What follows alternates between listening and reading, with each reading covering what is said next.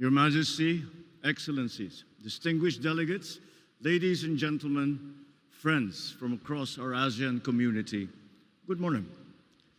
It is my great pleasure to welcome you all to the 48th ASEAN Summit and related meetings here in the Philippines, Queen City of the South, Cebu. At the outset, allow me to convey my sincere appreciation for your presence at this important gathering. I recognize that each delegation has traveled here despite demanding schedules and pressing responsibilities at home. That you have chosen to be here reflects not only the urgency and significance of the occasion, but also our shared commitment to the enduring values that continue to bind our region together: dialogue, cooperation, and mutual respect. Ladies and gentlemen, it is especially meaningful that we gather in this historic place. As a pre-colonial trading hub, the historic province of Cebu has served as a gateway to our beautiful country. Long before our modern borders existed, Cebu already stood as a crossroads of trade, ideas, and peoples. Half a century ago, Cebu witnessed the birth of Philippine international connectivity, the introduction of a lasting spiritual and cultural heritage, and the beginnings of a major regional hub. 20 years ago, within these very grounds, leaders of our region signed the Cebu Declaration on the blueprint of the ASEAN Charter, which marked significant progress in transforming ASEAN's cooperation framework into a stronger, more coherent institutional architecture, laying the essential groundwork for the eventual signing of the ASEAN Charter in 2007. It is therefore a fitting place for our summit, providing us with a valuable opportunity to advance regional cooperation, economic resilience, and sustainability under the Philippine chairship anchored on the theme, Navigating Our Future Together. Ladies and gentlemen, we once more find ourselves here in Cebu at a defining moment in our shared journey. As we gather then for an important milestone, so do we stand together today to demonstrate ASEAN's capacity to respond with unity, with wisdom, with resolve, at a time when our region is once again faced with profound uncertainty. For we meet at a time of considerable challenge. Across our region and beyond, nations continue to navigate an increasingly complex global environment.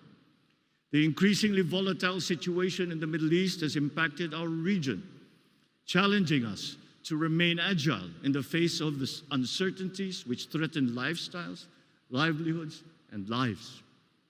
Many of our countrymen continue to look to us, their leaders, not only for stability, but for reassurance and for hope.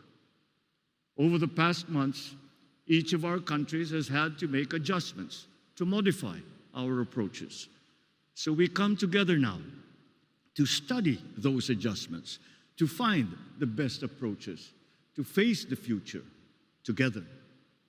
For the Philippines, we made a difficult decision to recalibrate our ASEAN chairship hosting in response to the Middle East conflict through the scaling down of non-essential activities and shifting of applicable meetings from physical to virtual platforms. Despite the said calibration, we strive to remain responsive to the needs of our ASEAN community and focus on fulfilling our chairship goals. The work of ASEAN must continue, not despite the challenges, but because the times demand our answers to those challenges, for our peoples, for our countries, for ASEAN. My appreciation extends to ASEAN and our partners in ASEAN, because despite facing deep challenges of your own, you have come to support us and to work with us to respond to this crisis. We have strengthened our coordination where possible. Our foreign, economic, agriculture, and energy ministers have met to lay out plans with their sectors. Joint meetings between the political security and economic pillars were held to align our responses.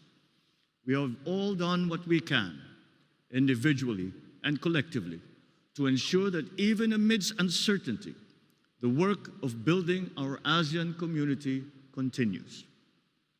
Ladies and gentlemen, our theme of navigating our future together has always held true for ASEAN. But now, more than ever, it is a principle that we must continue to share, an idea we must continue to embrace. If there is one lesson ASEAN has learned over the decades, it is that difficult times do not divide us. For ASEAN, challenges present us with opportunities that have further strengthened our resolve to work more closely, to listen more carefully, and to act more purposefully. This summit gathering is evidence of that commitment. It reflects our shared understanding that, especially in moments of difficulty, engagement remains essential. That when circumstances are challenging, partnership is, more than ever, indispensable. And that even when the future appears uncertain, hope remains the responsibility of leadership. It is in that spirit that I warmly welcome all of you, reminded of the significance of our gathering. For ASEAN has always drawn its strength not from uniformity, but from unity. So as we begin our work today, let our discussions be guided by wisdom, openness, and our enduring commitment to one another. Aligned with the Philippines' 3 Ps, peace and security anchors, prosperity corridors, and people empowerment, our discussions today will chart our course as we navigate our future together. Once again, I thank you for your presence and welcome you to the 48th ASEAN Summit. Mabuhay at maraming salamat.